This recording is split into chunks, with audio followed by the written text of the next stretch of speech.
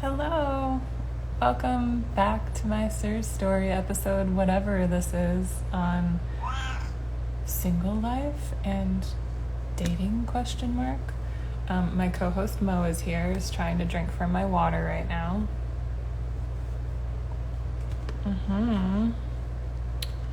I also saw, I'm not like working in partnership with them or anything, but I saw a thing to add a fundraiser on here, and so I added Malachi's message, which is they do the CIRS support fund, and I should be receiving money from them. I was granted or accepted, whatever the word is. Funds will be coming, and but they don't have enough money to distribute to people yet, so it's here. I pinned it here. Great.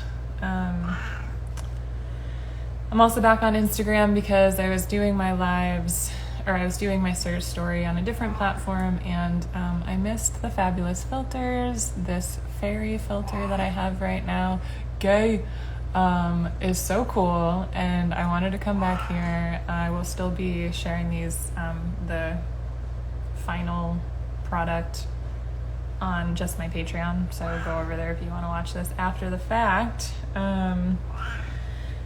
Cool, I think that's all the nuts and bolts stuff.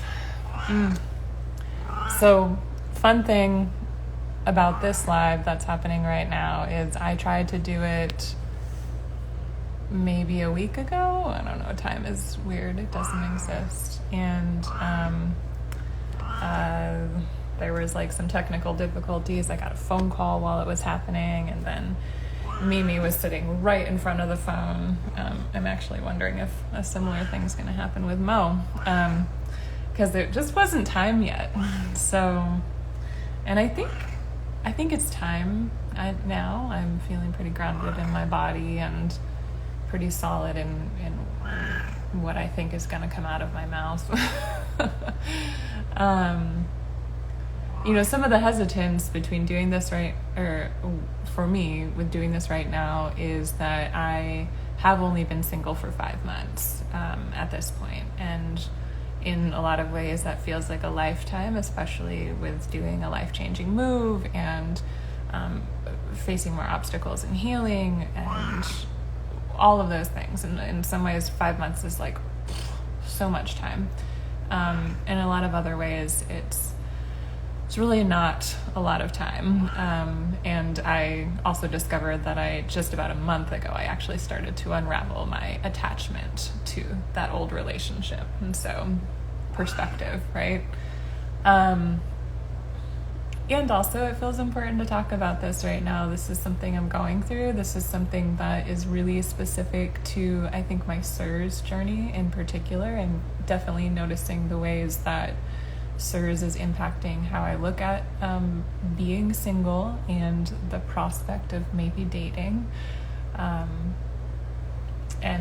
I think, hope maybe other folks with CIRS could relate to this, and probably other folks with chronic illnesses in general, or really like any aspect of your identity that, what's the word? Is sometimes hard to talk about. I think like as we're meeting people and trying to date and walk through the world in that way, we start to share pieces of ourselves, and we decide what we're sharing and what we're not sharing, and it can be scary. It's kind of scary. So first I want to talk about, so I talked about I've been single for 5 months, and now, and I want to talk about some other points in my life when I was single, because it feels important to compare those, or not compare, to just look at those, and also look at what is happening right now. So at other times in my life, when I've been single, the longest period of time has been 1.5 years that I've been single, and there's been 2 times in my life that has happened since I started dating. I will own this, I am a bit of a serial dater, and I definitely have some shame that comes up when I say that, and also I'm working on having compassion around that. And I tend to choose to date people that are also serial daters. We tend to find each other. And so being single for, 1.5 years of time, was a big deal to me. Some things that I would do and realize when I was single at those points is I would take a lot of solo trips. I would do whatever the fuck I wanted to, whenever the fuck I wanted to.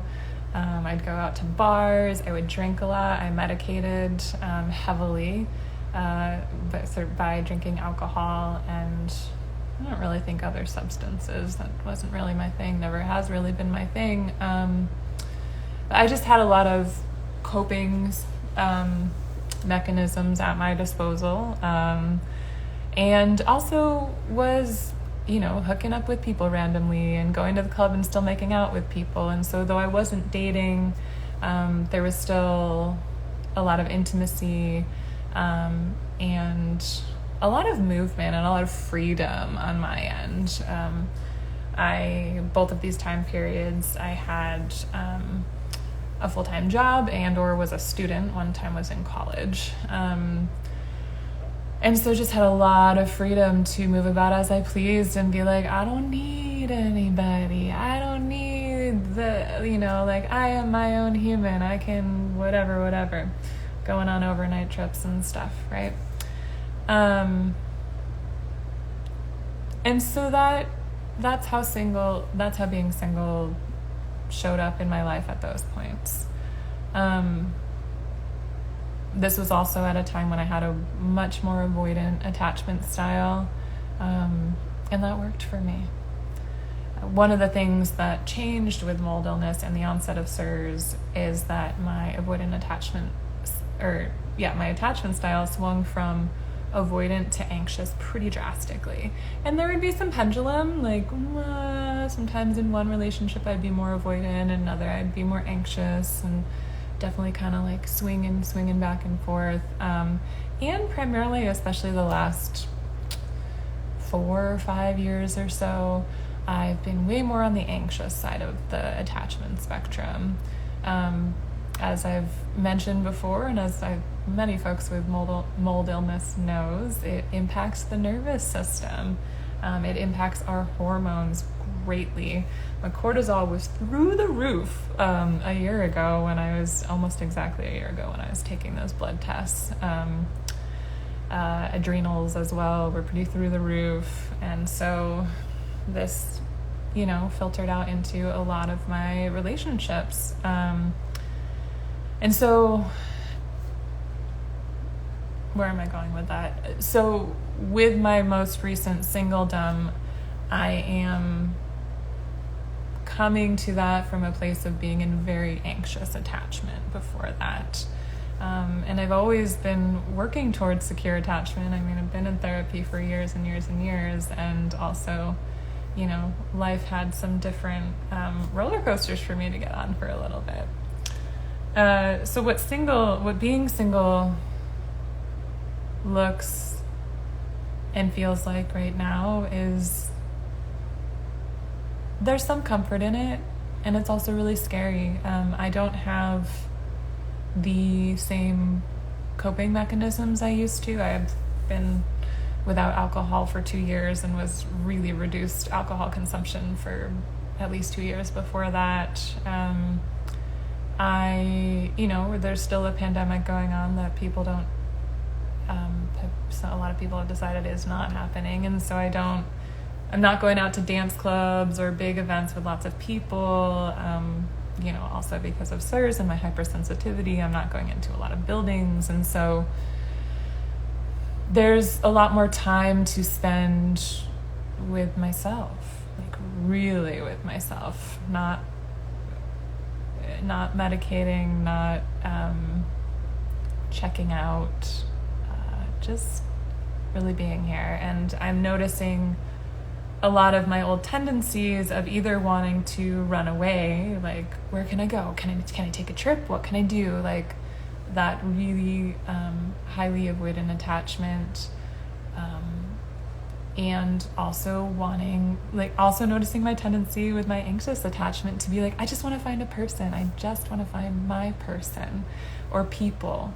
And so I've been sitting with those realities, and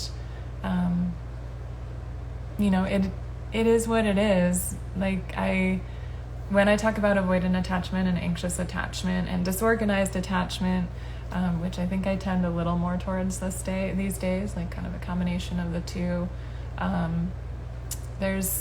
I want to be really clear that there's no judgment there. I've been working really hard not to judge myself for when I've been in any of those attachment styles.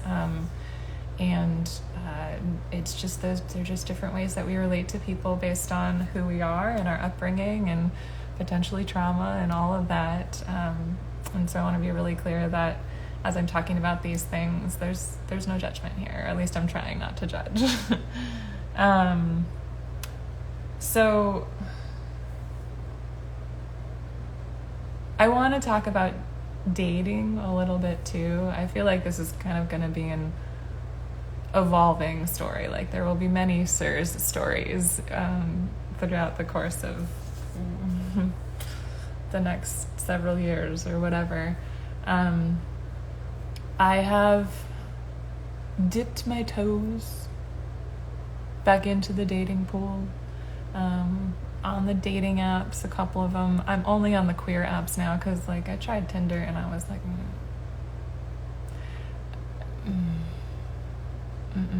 not queer enough.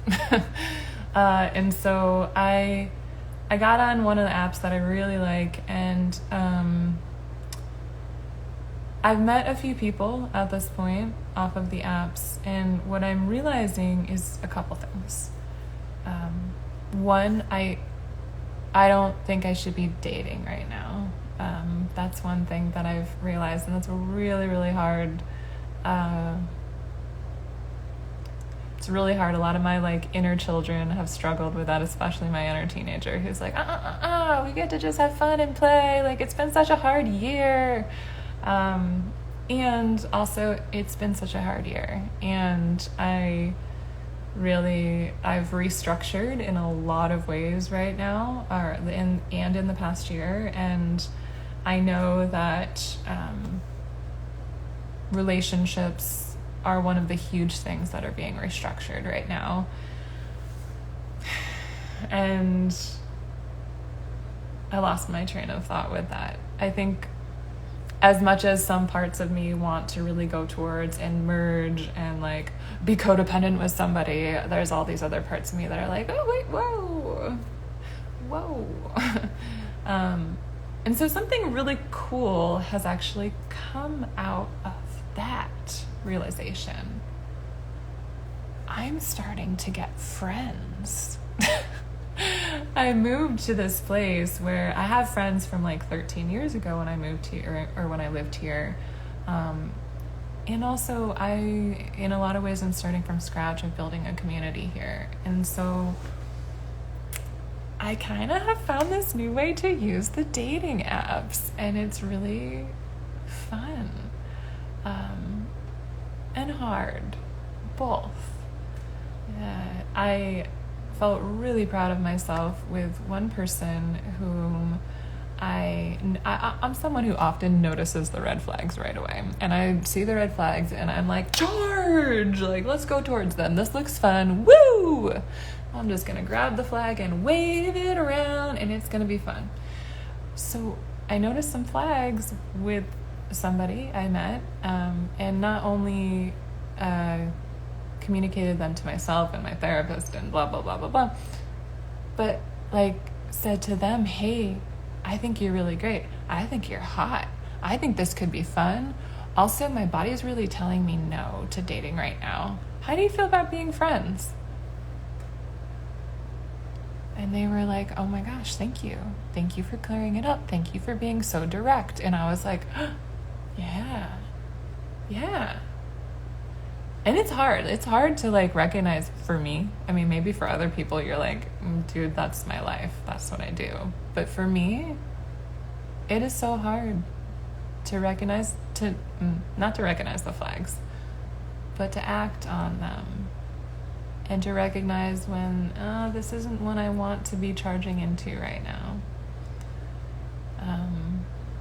And I'm starting to notice that with a couple of other people. And one of the people I met up with was really straightforward with me and was like, hey, I got out of a relationship, I think around the similar time as me, and I'm just looking for friends right now. And I'm like, cool, we've got this container now, we're gonna develop a friendship. How cool is that? And we can still like go out and to sit outside of a coffee shop together, go outside somewhere, and get to know each other in this frame. And that's, I didn't realize I was gonna like it, but I kind of do. Does my hopeless romantic, I'm like, my Venus is in Cancer, my moon is in Pisces. I am like such a soft, squishy person, also with this like Gemini exterior of like whatever. And so are there those squishy parts of me and the very like codependent parts of me I'm trying to heal that are like wanting to jump on this as my anxious attachment saying like, validate the fuck out of me, please, please, please come here? Yeah, of course. And it's hard. I'm needing to really step up my parenting of my inner children and my reassurance of like, hey baby, I've got you. Like, this is hard, and I'm also looking out for our best interests. And the flip side of that I want to say, which maybe other folks with chronic illness or CIRS or mold illness can relate to, is this flip side of, what are the words I'm looking for? Is it a red flag, or am I being really intuitive about this person and about myself, or is my trauma taking the wheel? So those are some other questions I'm asking myself, because I recognize a fear building in me of becoming so avoidant and shutting out people that are really maybe potentially good for me. Can't we all relate to this? I mean, it's not just chronic illness, right? Like, kind of going between those polar opposites of shutting people out and really sucking them in.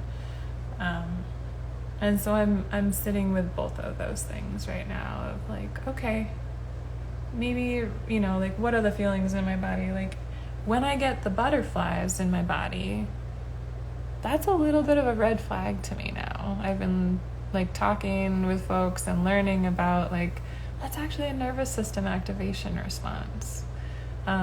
Anytime I feel butterflies, and am I going to be like, oh, no? No, I think like there's different levels. Like if I'm feeling like really shaky and like I can't breathe, my stomach hurts, like that's, I think we often frame that as like, ooh, it's excitement, it's like new relationship feels. I mean, it's nervous system activation. If there's like a little flutter, maybe that's different. Maybe there's like a caution to it. But maybe it's not a full stop for me. So I'm kind of, I think, in this like single life kind of recalibrating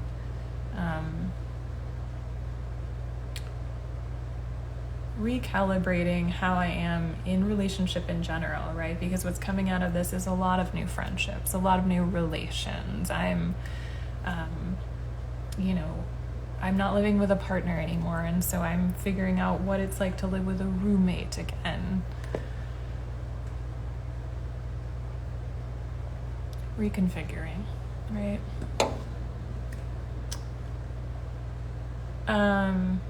And there's another emotion I want to talk about that's coming up with around being single and dating, and that is shame. And shame, I think, is so insidious. Like it is just baked throughout all of the layers of who we are as humans and our consciousness. And I think that like we really, when shame takes over, it's hard. It can be toxic. And also shame is just another emotion, right?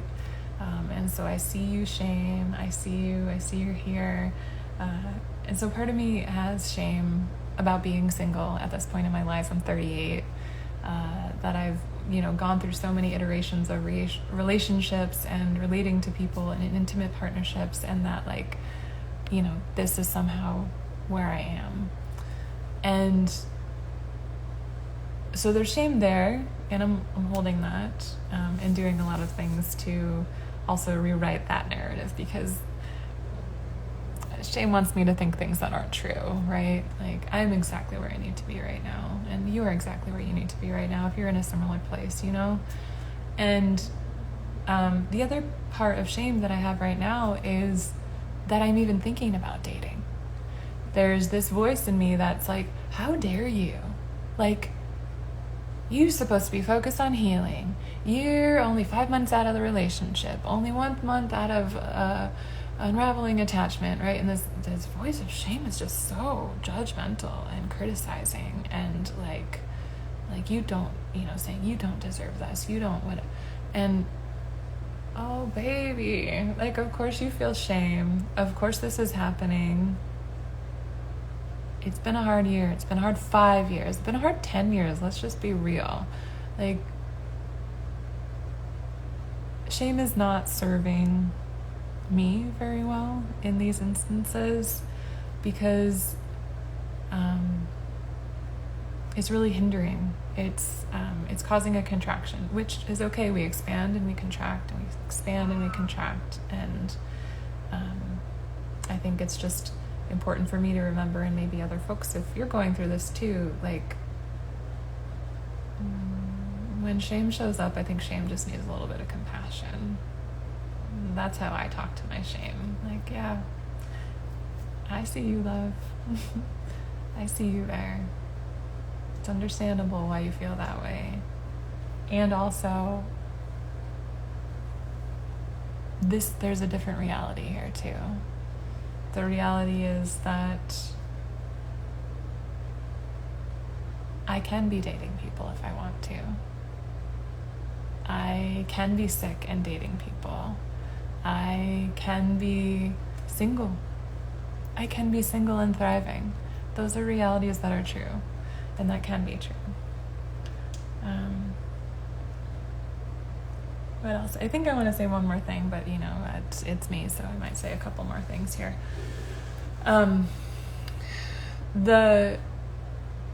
Another kind of cool thing that's happened with having a dating profile and just kind of like letting it sit there for a little bit is I finally added a line at the end that said, it's all the cool stuff about like being cool with your profile and whatever. And then at the end I said, look up CIRS or mold illness before swiping. And I love that I wrote that, because a couple things have happened.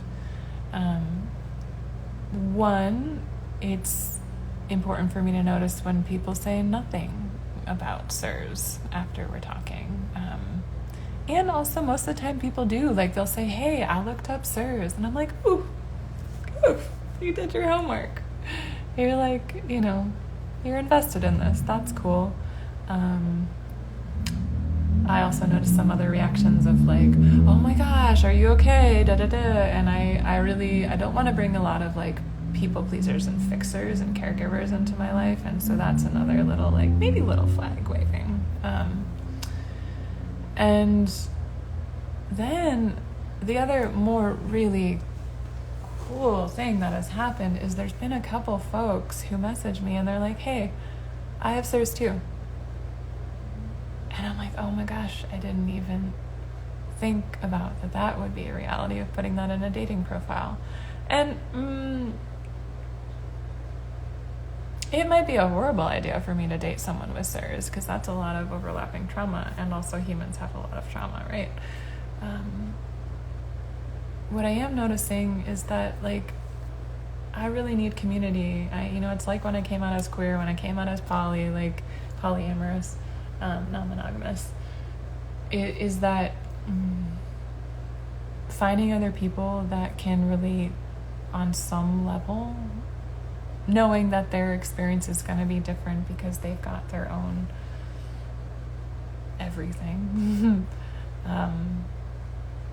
but finding someone else who can relate is so powerful and so important. And whether this is a friendship or something else, like, that's pretty damn cool. So yeah, fun fact, maybe fun thing to do with other people, for other people with CIRS or with chronic illness, put it in your dating profile, see what happens. Where am I? Oh, so this is something that's just coming up right now, because I was thinking about the dating profile. One thing that seems to be shifting for me is I've been polyamorous for 10 years or so, I don't know. And I had a desire to be polyamorous for long before that. And so I've been in both monogamous and polyamorous relationships throughout my life. I'm noticing a tendency and a desire and an openness towards maybe wanting monogamy again. And there's also a lot of shame and judgment that comes up with that, because I feel like polyamory has somehow become this like cool kids club.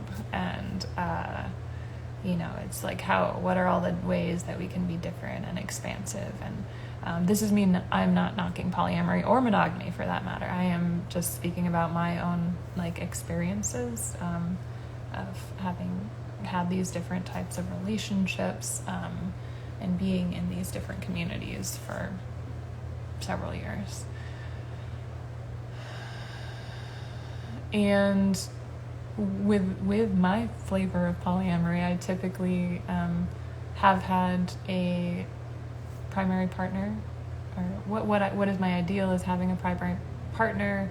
Usually we're nesting, we're living together, and then maybe having one other secondary relationship outside of that, but my capacity doesn't really expand much beyond that, honestly. And so it's a pretty easy transition for me to go to monogamy if that's what I wanted and that's what worked for the other person.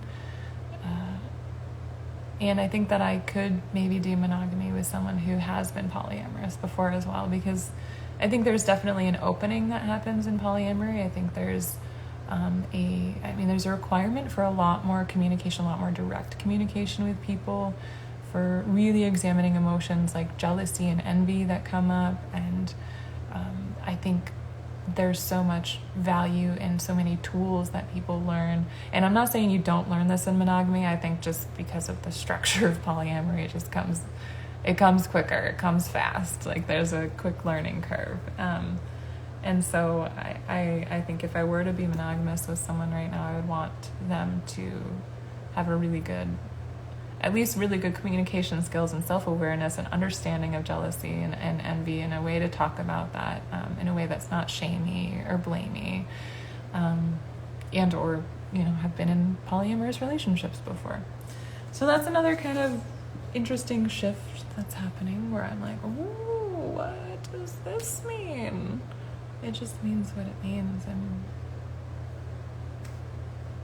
I'm expanding to include those relationships in my life again, if that happens and if it works for both of us. And also, this is why there's single and dating ? Like, there is just this call to really come back in right now. To come back in a way that I have not had to or not been able to in previous singledom. To come back in unfiltered, to continue to heal. And it's hard to see all the people in relationships around me. It's hard to see like my ex dating. It's hard to see,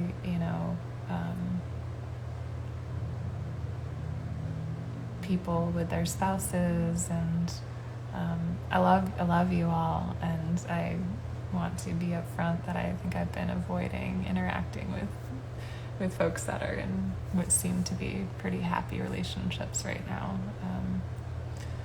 And that's also part of my journey too, is recognizing the tendency to shy away from those kind of people right now. And that's real and that's normal. I still love you. I'll come back to you all when I'm ready. Because it's like, I remember when I was giving up alcohol, it was harder to be around people who were drinking, people who were engaging in things that I used to find pleasurable. And I want to find relationships pleasurable again, and I want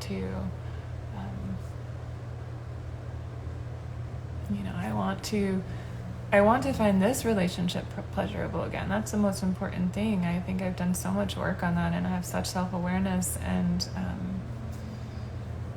God, come back here. Am I open to some, wonderfully calm and safe and supportive relationship coming up now or soon, and being like, oh, I could ease into this? Yeah. I know that what I don't want to do is the diving headfirst into red flags, is the like, this is exciting, I want to chase the high, I want to get on that roller coaster. I don't. I don't anymore. And there's a lot of joy and hope and contentment in that, and also grief. And I think that CIRS, has kind of cracked open a lot of things, wide open in me, and this is one of them. I don't know if I would be at this point that I'm at right now with relationships and being single and dating, if not for CIRS. Maybe something else would have happened. Who knows? Maybe this was part of my path all along. But for other folks out there who are, navigating the waters of CIRS or any chronic illness while single, my heart goes out to you. And for folks that are, because this is part of my story too, for folks that are navigating the waters in an unsafe relationship, my heart goes out to you too. My hope is that anybody with CIRS or with chronic illness has the supports they need in themselves and other people. And if you don't have that, you find a way to that, or people find a way to you. All right, there it is. Apparently it was time to do that video. Cool. That's all for now. Thanks for watching.